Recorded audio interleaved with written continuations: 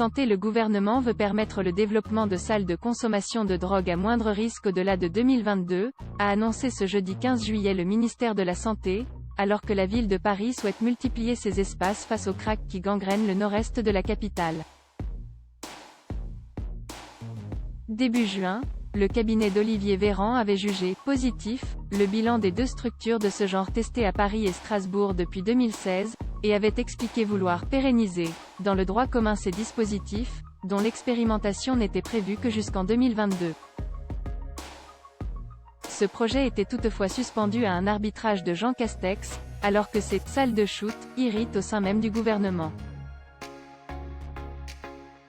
Le ministre de l'Intérieur Gérald Darmanin s'est publiquement opposé fin juin à la création d'un espace de ce type à Lille, et à Paris le préfet de police Didier Lallement répète régulièrement l'opposition de Beauvau à des salles où on se drogue.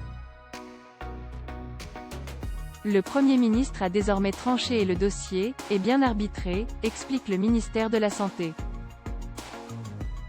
La suite après cette publicité consommation supervisée. Une disposition doit être inscrite dans le projet de loi de financement de la Sécurité sociale, PLFSS, pour prolonger l'existence de ces salles de consommation à moindre risque, SCMR. Sa rédaction est en cours et elle doit faire l'objet d'un vote dans le cadre normal du processus législatif, lors de l'examen du PLFSS par l'Assemblée nationale à partir de septembre, a insisté le ministère. Dans notre action de réduction des risques liés aux addictions, les dispositifs de consommation supervisée sont un outil dont l'utilité a été confirmée par l'évaluation de l'INSERM, publiée début mai, rappelle-t-il.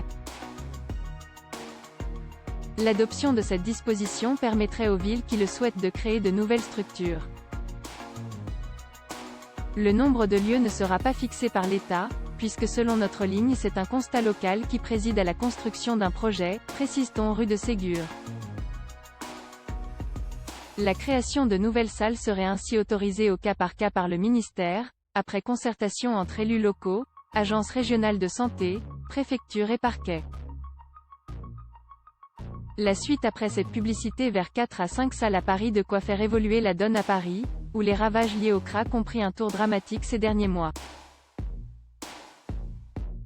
Malgré un plan de lutte coordonné par la mairie et différents services de l'État, des centaines de toxicomanes errent dans le nord-est de la capitale, aux grandes dames des riverains désespérés par les violences et les nuisances. Face à ce dérivé fumable de la cocaïne, la maire Anne Hidalgo refuse de « déplacer » une énième fois les toxicomanes, comme le souhaite la préfecture de police. Elle souhaite plutôt ouvrir plusieurs lieux d'accueil dédiés, avec des espaces de consommation leur permettant de fumer du crack.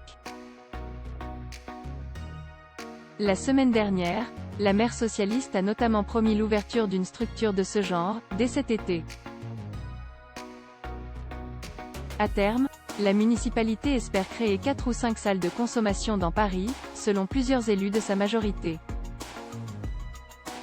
La suite après cette publicité mardi, Olivier Véran a souligné devant l'Assemblée nationale que « la clé du succès dans l'installation de tels dispositifs, c'est d'abord qu'il y ait un consensus ». Selon le ministre de la Santé, le travail de la maire de Paris, c'est de mener la consultation et la concertation avec les concitoyens parisiens. À voir également sur le HuffPost, à Paris, ils manifestent dans leur parc envahi par le crack. Lire aussi, c'est les villes balnéaires qui luttent contre la consommation sauvage de gaz hilarant. Les pilotes français dans l'affaire Air Cocaïne acquittés en appel.